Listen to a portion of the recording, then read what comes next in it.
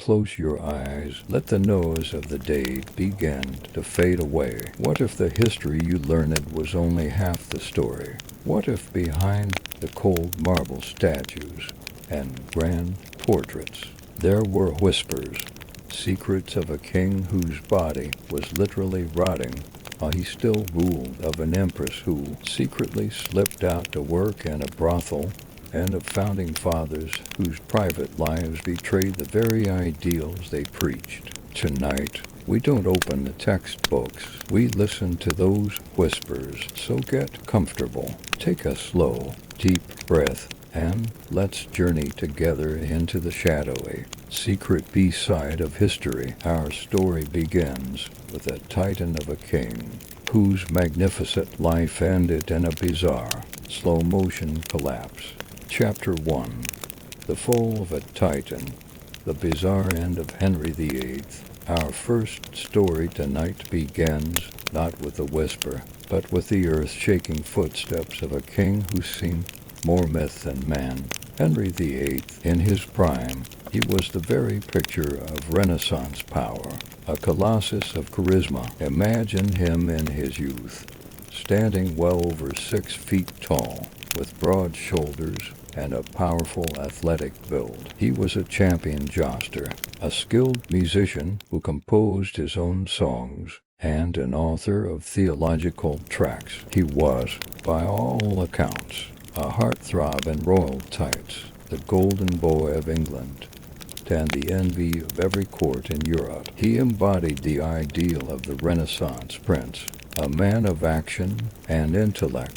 But let's leave that golden image to fade in the mist of time. We are journeying forward to his final twilight years, a period of much darker, heavier reality. By the 1540s, the athletic prince had vanished, entirely consumed by the man he had become. He had ballooned to a weight well over 300, some estimates say closer to 400 pounds. He was no longer a king gracefully seated on a throne, but a decorated mountain of flesh and fury, a prisoner trapped within the crumbling fortress of his own body. His once commanding presence was now defined by its sheer, immobile bulk. This dramatic decline wasn't a simple case of royal overindulgence, though that certainly played its part. At the very heart of his daily suffering, the constant, agonizing fuel for his infamous temper, were his legs. A severe jousting accident in 1536 had been the turning point. The wounds he sustained that day never truly healed. They devolved into chronic, weeping ulcers. We must not imagine these as minor sores. They were deep, cavernous, festering wounds that constantly oozed a foul-smelling, purulent fluid. This was a man trying to project an image of divine authority, of being God's chosen representative on earth, while his own body was in a state of active, undeniable decay. The smell alone was said to be legendary, an invisible aura of sickness that preceded him into any room. Courtiers, ever adept at palace survival, learned the subtle art of standing upwind. Foreign ambassadors, arriving for crucial diplomatic meetings, would discreetly hold perfumed handkerchiefs to their faces, a desperate measure not of disrespect, but of sheer physical necessity. The king's most personal servants, those tasked with foot duty, surely lived in a state of quiet dread. His team of royal physicians, the most learned medical minds in the land, were utterly helpless against the tide of his decay. Their daily ritual was a grim performance. It involved lancing the wounds to drain them, a procedure that must have been excruciatingly painful for the king and terrifying for the doctors, who knew one slip could cost them their heads. They would then apply poultices made of honey, rose oil,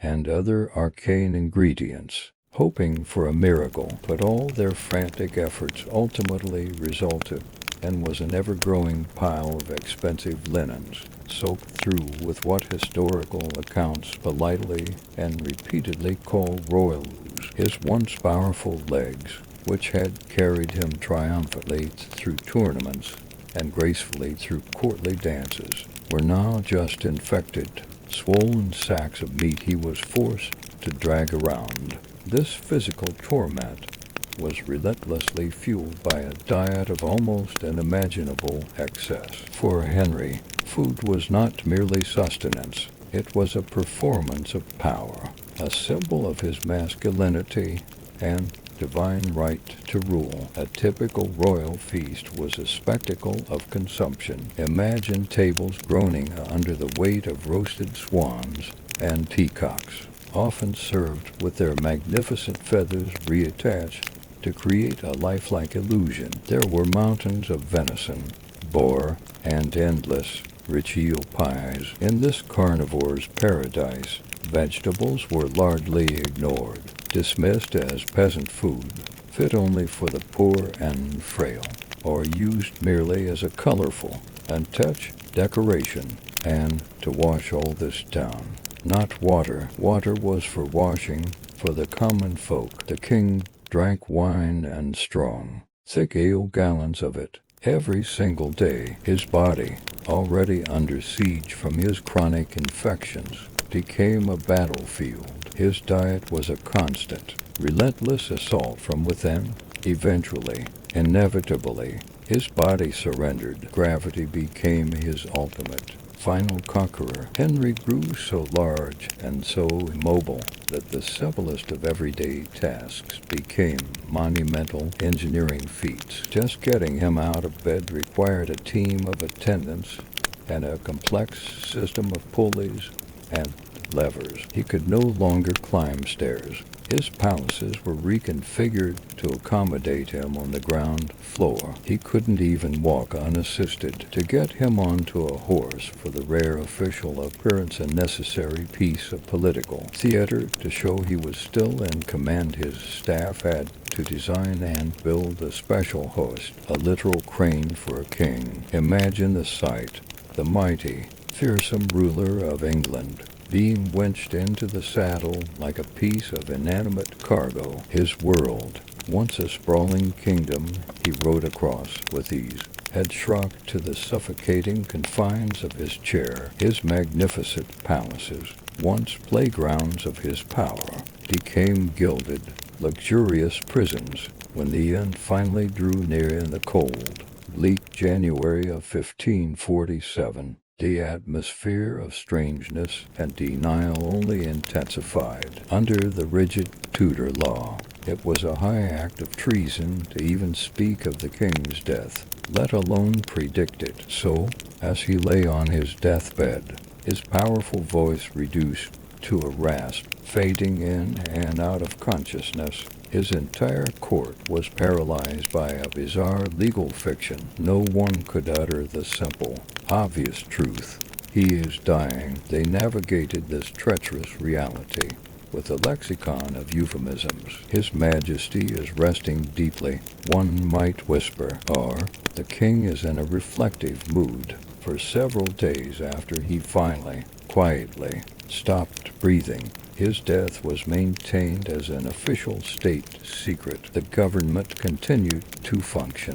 signing documents with a stamp of his signature, all as if the king were merely unavailable for meetings. But the most macabre and telling chapter of his long decline was yet to come: the final, solemn journey to his burial at Windsor Castle. His enormous body was hastily embalmed, a process far unequal to the task, and sealed within a heavy, custom-built, lead-lined coffin. But the internal processes of decomposition, accelerated by his unhealthy state, could not be stopped. Inside the sealed coffin, a build-up of gas began. As the grand funeral procession made its slow, ponderous way toward Windsor, the pressure became too much to contain. The coffin, it is said, cracked under the strain and began to leak. A dark, foul-smelling fluid seeped out, staining the rich velvet pall that was draped over it. In a now infamous and shocking account from a chronicler of the time, During an overnight stop at Sion Abbey, stray dogs were seen gathering beneath the catafalque, drawn by the scent, licking the royal drippings from the cold stone floor. It was a grotesque, profoundly humbling end for a man who had ripped his country from the Catholic Church, executed his closest friends and wives, and declared himself head of the Church, second only to God himself. In the end, Henry was laid to rest not in the grand, towering monument he had spent years designing, but in a simple vault beneath the chapel floor, placed next to his third and most beloved wife, Jane Seymour. For centuries, his final resting place was marked by nothing more than an unadorned stone slab. The man who had reshaped England with the force of his will, who had lived a life of thunderous declarations and epic appetites, was now utterly silent. He rested quietly, anonymously, under the ceaseless footfalls of tourists, a final, humble whisper from a king whose life had been anything but. Chapter 2. The Empress of Scandal. The lust and ruin of Messalina. Let us now allow the damp chill of Tudor England to recede from our minds. We journey further back, across centuries, to a world built on sun-baked marble and fueled by whisper conspiracies, the very heart of the mighty Roman Empire. It is here, in the gilded halls of the Palatine Hill, that we meet an empress whose name, even after 2,000 years, remains a potent synonym for scandal, lust, and breathtaking depravity. Valeria Messalina. She was born into the highest, most rarefied echelons of Roman aristocracy, a blue-blooded woman of the revered Julio-Claudian dynasty, directly related to emperors, as was the custom for women of her station. Her fate was decided for her. As a teenager, she was married off to a man nearly 3 times her age, the awkward, physically frail, and perennially underestimated Claudius. He was a scholar, a man with a stammer and a limp, who preferred dusty scrolls to political intrigue. At the time of their marriage, no one, least of all the vibrant and ambitious Messalina herself, could have imagined that this peculiar man would one day rule the known world. But in the chaotic, bloody aftermath of the tyrannical Emperor Caligula's assassination, fate took a bizarre turn. The Praetorian Guard, in a moment of panic and confusion, stumbled upon the trembling Claudius hiding behind a curtain and, in a strange twist of logic, proclaimed him emperor. And just like that, Messalina, barely out of her teens, was catapulted from relative obscurity into the most powerful female role on the planet. She was the Empress of Rome. She did not simply embrace her new role.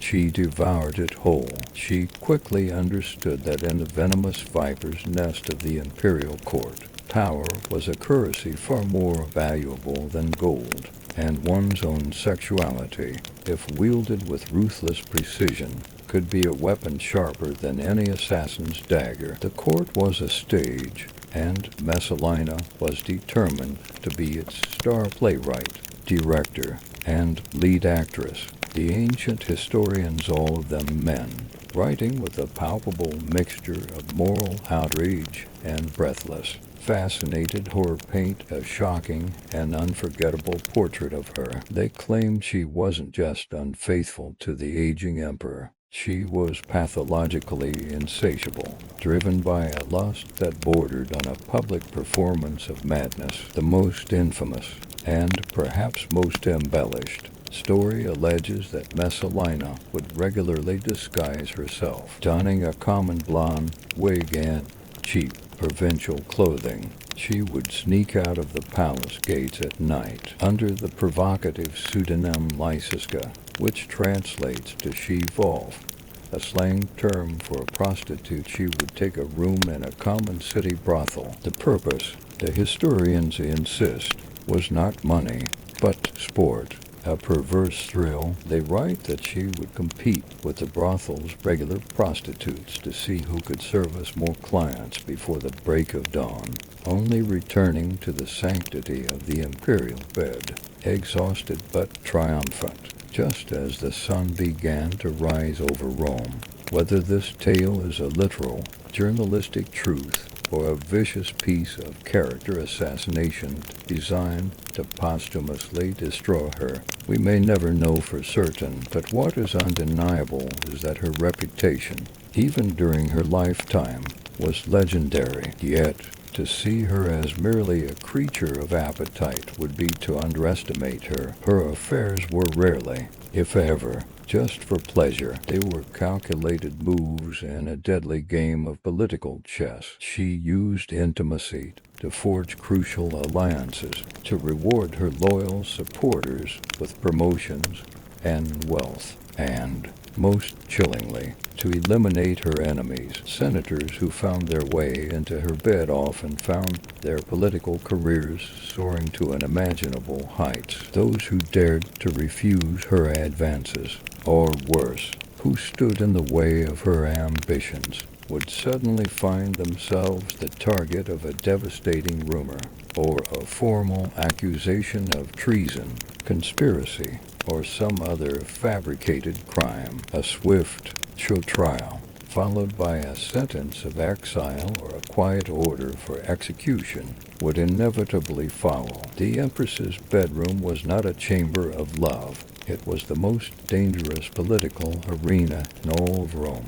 And all the while, Emperor Claudius, a man more genuinely interested in his historical manuscripts, his engineering projects, and the minutiae of administrative reform, remained either blissfully unaware or, far more likely, willfully and strategically ignorant. In his presence, Messalina masterfully played the part of the devoted, adoring wife. She was the loving, fiercely protective mother to their two children, a daughter, Octavia, and, most importantly, the male heir to the throne, Britannicus. His existence was her ultimate shield, her trump card. Who in the politically treacherous Senate would dare to publicly challenge the mother of Rome's future emperor? Her position seemed, for a time, utterly untouchable, but unchecked power, fueled by youthful arrogance,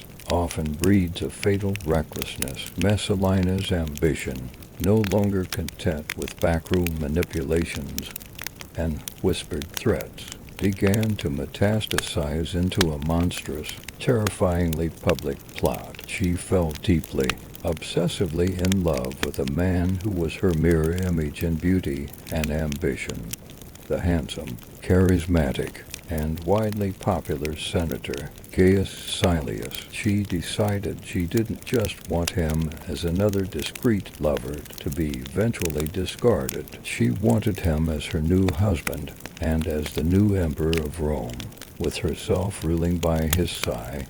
In an act of breathtaking, almost insane audacity, she set her plan in motion while Claudius was away from the city, officiating a religious ceremony at the port of Ostia. She went through with it. She held a full, public wedding ceremony in the heart of Rome and married Silius. It was a complete affair, with a signed marriage contract, a dowry, the attendance of powerful witnesses, and a lavish, drunken feast to celebrate. It was a revolution disguised as a wedding, a direct and undeniable challenge to Claudius's legitimacy and his life. This was the one betrayal so public, so flagrant, that even the perpetually distracted Claudius would not ignore it. The shocking news was delivered to him at Ostia by his most trusted and powerful freedman, his imperial secretary Narcissus. For years, Narcissus had tolerated, and perhaps even profited from, Messalina's schemes, but this was an act of open rebellion, a move that threatened the stability of the entire empire and more pressingly, his own privileged position within it. He knew that if Silius and Messalina succeeded, his own life would be forfeit. He had to act, and act decisively. The Emperor's initial disbelief quickly curdled into a cold, terrifying fury. The slow, bookish ruler, so often mocked for his indecisiveness, acted with a speed that stunned the court. He granted Narcissus emergency powers to handle the crisis. The Praetorian Guard, the Emperor's elite bodyguards, were mobilized, but this time their mission was not to protect the Empress, but to hunt her and her entire network of co-conspirators. The trap had been sprung. Silius, caught in the middle of his drunken wedding celebrations, was dragged into the street and executed without the formality of a trial. His key allies and friends who had attended the wedding were rounded up and systematically eliminated in a brutal, ruthlessly efficient purge. Messalina, hearing that her grand, audacious plot had collapsed into a bloodbath, fled to the famous gardens of Lucullus, a place of immense beauty that was about to become the scene of her death. Even then, in her final, desperate moments, she seemed to cling to the belief that she could talk her way out of it. She desperately begged the guards for a chance to see Claudius, to plead her case in person, certain that her charm and her terrors, which had never failed her before, would save her one last time. But the message that came back to the gardens was not one of imperial forgiveness. It was a grim-faced centurion, a hardened military officer, carrying a naked dagger and a final, unnegotiable order delivered on behalf of Narcissus. Die with dignity now, by your own hand, or be dragged through the streets of Rome to face public disgrace and a far more painful death. Paralyzed by raw terror, her legendary nerve finally shattered. She took the blade, but couldn't bring herself to use it. The centurion, impatient with the delay, drove it home for her, and so the spectacular reign of the Empress of Scandal ended, not in a blaze of glory, but in a quiet, sun-dappled garden, her immense power vanishing as quickly and as violently as it had first appeared. In the aftermath, Claudius, in a display of cold, public stoicism, ordered a damnatio memoria, formal damnation of her memory. Her name was chiseled off public monuments. Her statues were torn down. Her face was methodically erased from the visual record of history. The entire Roman world was commanded to forget she had ever existed. But they never did. Her story, a dizzying, tragic whirlwind of sex, ambition, power, and spectacular self-destruction, became a potent and enduring whisper, one that would echo through the dark and winding corridors of history for all time. Chapter 3. Skeletons of the Founders, Shadows in the New World. As the echoes of Rome fade into silence, let us drift across the vast Atlantic Ocean to a time of revolution and rebirth. We arrive in a new world, at the birth of a new nation, America. Its founding fathers are figures etched in our minds as men of marble, wise, virtuous, and impossibly heroic. But tonight, we look past the grand portraits and the powdered wigs into the shadows they cast, to uncover secrets that could have shattered their fragile new republic. Our first glimpse into this hidden world involves a man of dazzling intellect and boundless ambition, the architect of America's financial system, Alexander Hamilton. In the year 1791, while serving as the first Secretary of the Treasury, Hamilton was at the absolute peak of his political power. He was a man shaping a nation's destiny by day, but by night, a moment of poor judgment would begin to unravel his private life. A young woman named Maria Reynolds came to his Philadelphia home, weaving a tale of abandonment and poverty. Begging for his help, Hamilton, moved by her story, gave her money. Soon after, their relationship evolved into a clandestine, year-long affair. This secret, however, did not remain between two people. Maria's husband, James Reynolds, a man of questionable character, quickly discovered the liaison, but instead of confronting Hamilton with the husband's rage, he saw a golden opportunity for profit. He began to systematically extort money from Hamilton, demanding regular payments to keep the affair quiet. For over a year, one of the most powerful men in the country was trapped in a web of blackmail, secretly paying hush money to conceal his personal indiscretion. Inevitably, in the charged political atmosphere of the time, the secret began to leak. Hamilton's political enemies, chief among them the supporters of Thomas Jefferson, caught wind of the payments. They began to circulate a far more dangerous rumor that Hamilton was not just guilty of adultery, but of embezzling government funds to pay off his blackmailer. This was an accusation that could destroy not just his career, but his entire legacy. Faced with a choice between to ruin's personal shame or public corruption, Hamilton made an extraordinary and desperate decision. He chose to detonate his own life. He wrote and published a 95-page document that would become known as the Reynolds Pamphlet. In it, with shocking, unapologetic clarity, he detailed every sordid moment of the affair, including excerpts from the love letters and the blackmail notes. He confessed to everything, laying bare his moral failings for the entire world to see, all to prove one critical point. He was an adulterer, but he was not a thief. He sacrificed his personal dignity to save his public integrity, and in doing so, created America's first major political sex scandal. From Hamilton's fiery confession, we turn to a much quieter, but perhaps more profound, contradiction. We turn to the serene hilltop of Monticello, the home of Thomas Jefferson. He was the philosopher president, the man who penned the immortal, aspirational words. We hold these truths to be self-evident, that all men are created equal. Yet, the man who wrote these words was, for his entire adult life, a slave owner.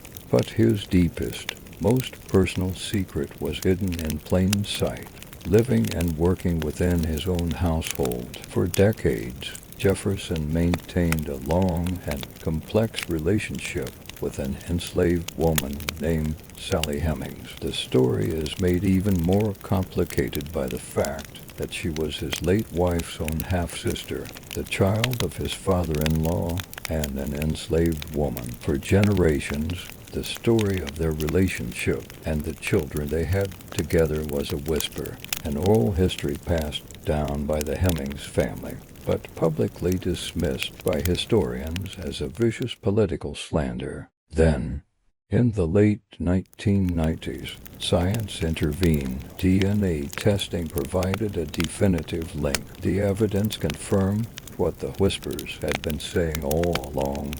Thomas Jefferson had fathered at least 6 of Sally Hemings's children. This truth unravels the simple image of Jefferson as a moral idealist. How could the man who so eloquently championed human liberty sustain and participate in an institution that denied it? He never freed Sally Hemings, but in a quiet, deeply conflicted act of contradiction, he ensured that all their surviving children eventually gained their freedom, some by running away with his tacit permission, others formally emancipated in his will. They were the only enslaved family he ever freed.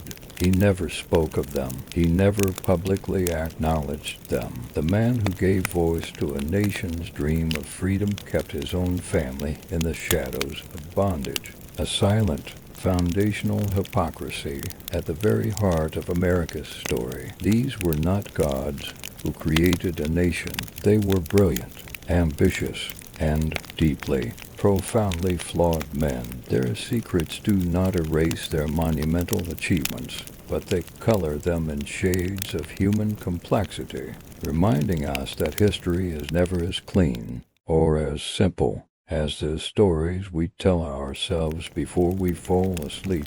The whispers are fading now. The stories of kings, empresses, and founders have been told. Beneath the grand tapestries of history, we find the messy, complicated, and utterly human threads of their lives. And as you drift off now into the quiet comfort of your own space, let these echoes of the past become a gentle, soothing hum, a reminder that even the greatest figures in history were just people, navigating their own secrets in the dark. Rest well and sleep deep.